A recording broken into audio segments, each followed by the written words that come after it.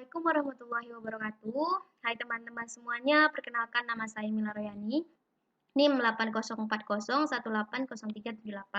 dari kelas 03 PS7. Pada kesempatan kali ini, saya akan mempresentasikan sebuah topik yang berjudul cyberbullying.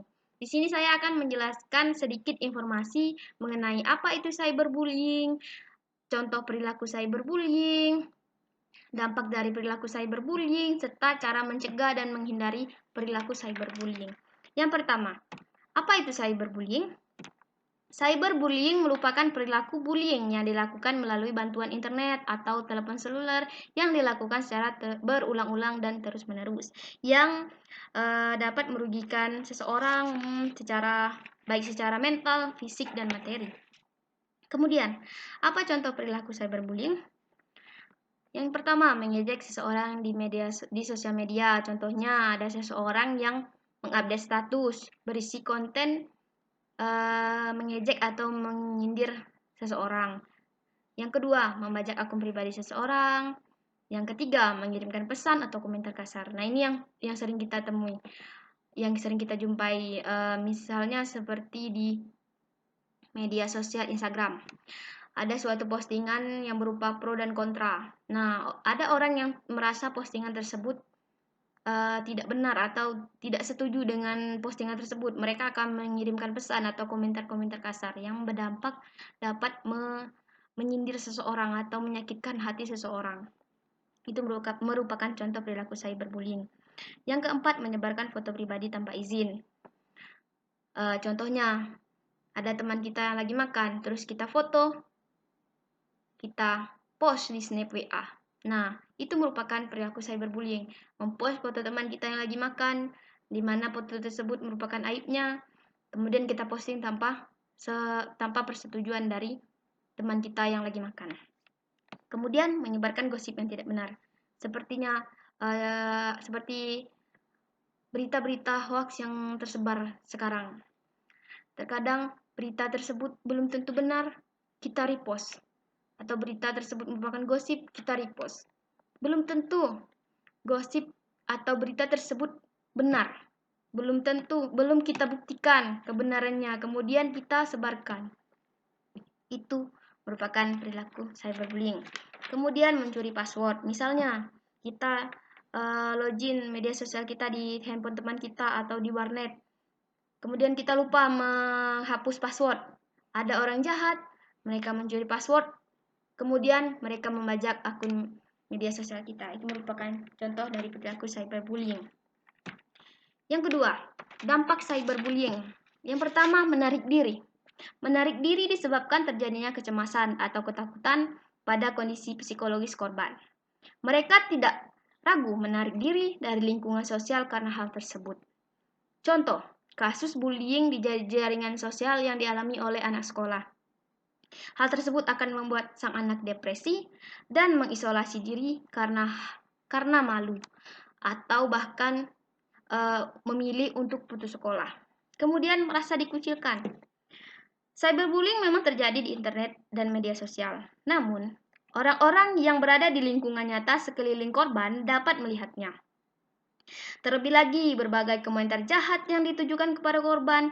Hal ini membuat orang di sekitar korban turut menyerang korban dalam kehidupan nyata, sehingga membuat korban mendapat perlakuan yang kurang menyenangkan dan merasa dikucilkan. Yang ketiga, terganggunya kesehatan fisik maupun mental. Bullying yang dilakukan secara terus-menerus di jaringan sosial oleh orang dikenal maupun tidak dikenal akan mendatangkan stres, yang mana stres tersebut akan menjadi depresi dan rasa cemas serta kehilangan rasa percaya diri. Kemudian depresi dan ingin bunuh diri.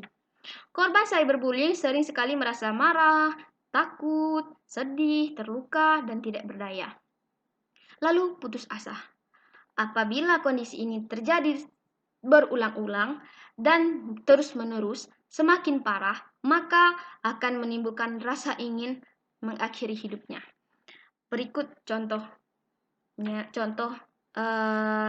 pada gambar yang bisa kita lihat ini. Ya, orang yang pada gambar ini merupakan seorang artis Korea yang bernama Suli. Dia bunuh diri karena mengalami depresi, dihujat oleh netizen habis-habisan karena film yang ia bintangi. Dia merasa stres, depresi, kemudian bunuh diri. Nah, ini salah satu contoh daripada kejahatan cyberbullying yang dapat menghilangkan nyawa seseorang. Kemudian, tanda-tanda korban cyberbullying. Yang pertama, tidak mau membuka sosial media lagi.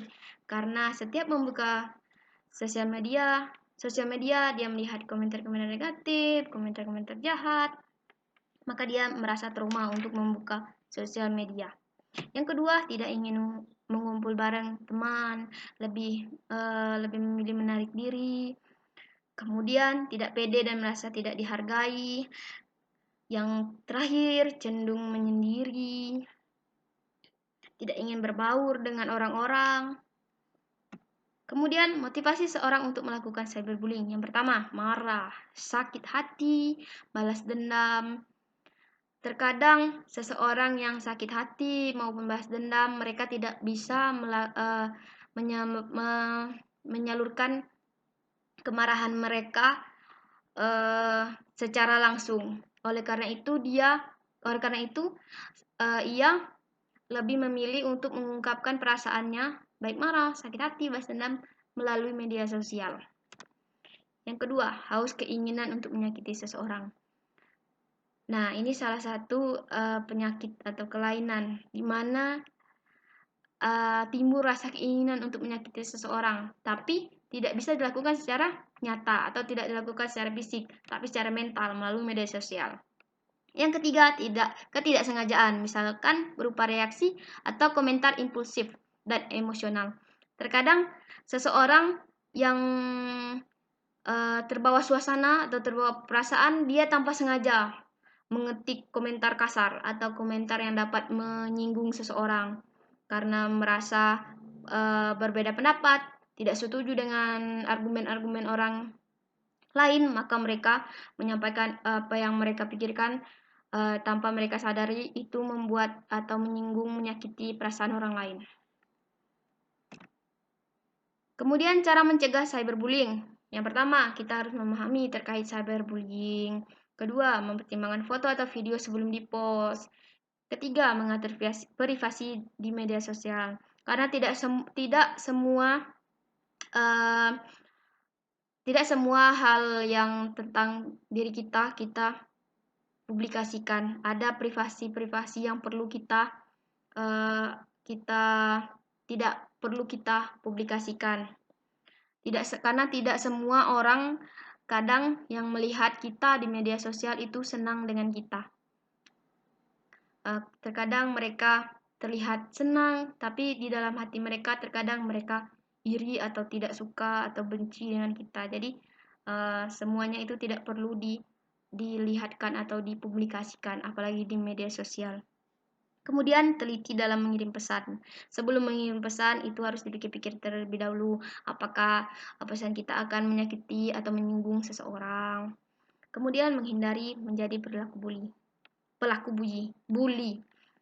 Karena perilaku bullying itu tidak boleh atau sangatlah tidak baik. Kemudian cara menghindari cyberbullying. Yang pertama, menghindari balasan komentar negatif secara kasar.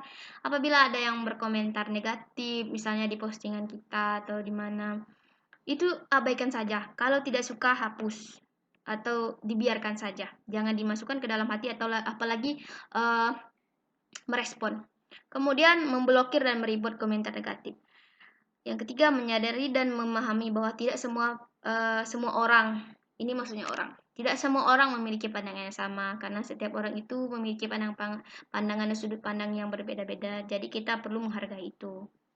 Kemudian istirahat dari media sosial dalam beberapa waktu. Terkadang kita perlu untuk beristirahat dari media sosial atau sering diistilahkan puasa medsos. Terakhir, jangan memendam masalah seorang diri. Ada gangguan dari luar.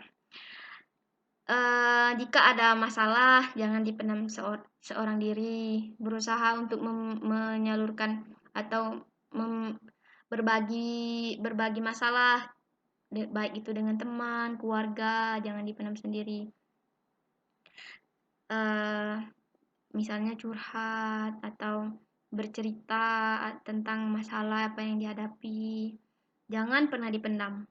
Walaupun misalkan kita lagi dihujat atau di komentar negatif atau menjadi korban bully di media sosial. Nah, coba bercerita dengan keluarga, sahabat, teman dekat. Jangan pernah sekali-sekali memendam masalah seorang diri, karena itu sangat berdampak dengan kesehatan mental dan psikologi kita. Baiklah, itulah yang dapat saya sampaikan mengenai informasi bullying. Saya mohon maaf apabila informasi yang saya berikan masih kurang memuaskan atau masih banyak yang salah, terbata-bata dalam penyampaiannya. Saya mohon maaf. Sekali lagi saya ucapkan terima kasih. Wassalamualaikum warahmatullahi wabarakatuh.